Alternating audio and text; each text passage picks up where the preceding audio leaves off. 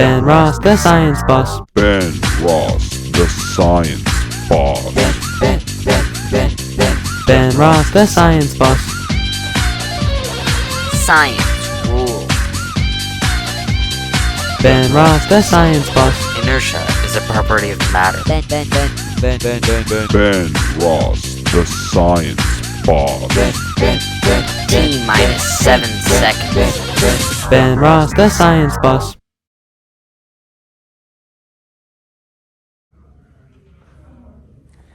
Communion. Millions of Christians celebrate this indispensable rite every Sunday, partaking in the body and blood of Jesus. I attend a Catholic school, and we are taught that science and religion, despite occasionally contradicting each other on the surface, are inherently cohesive and work together on various levels.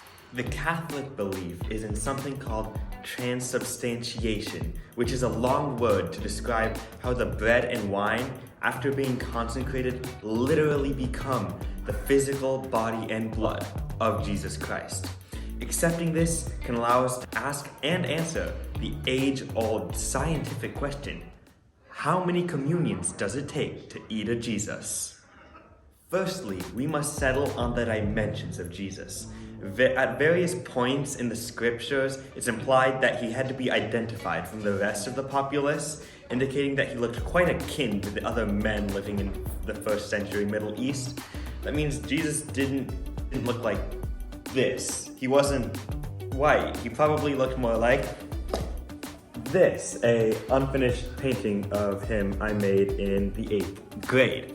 By reconstructing male skeletons of Jesus' day and age, an average height of roughly 5'5" can be inferred. And Jesus was also a carpenter who walked literally all over the Middle East to preach, so he was probably kinda hunky too.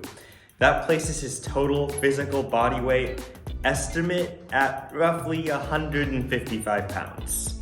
The human body is roughly 7 to 8% blood in mass, implying that one would only need to consume 11.625 pounds of wine to drink up all of Jesus' blood. For this explanation, we're going to assume that the average intake of communion wine is equivalent to the contents of these little communion cups, like my church uses. These things hold 0.8 fluid ounces each, which when multiplied by 20, then 11.625, would mean that it takes 233 masses to drink all the blood in Jesus' body. If you go to a weekly mass, that's a little less than 4.5 years.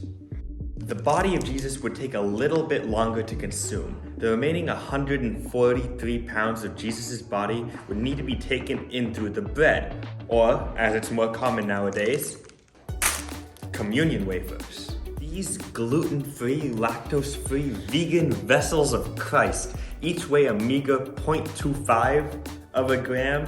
Now, doing the math, 0.25 times 4 times 28 times 16 times 143 is a very, very big number. Roughly 64,000. 64,000 communions is a lot. Even if you attended a daily mass, it would still take you over 175 years to consume an entire Jesus. But what if you work together? How many Jesuses are eaten every Sunday? Christians technically make up 31% of the world's population, which is equivalent to roughly 2.3 billion people. However, the number of regular practices of the faith is significantly lower, at 37% of the 2.3 billion, roughly 851 million communions taken every Sunday.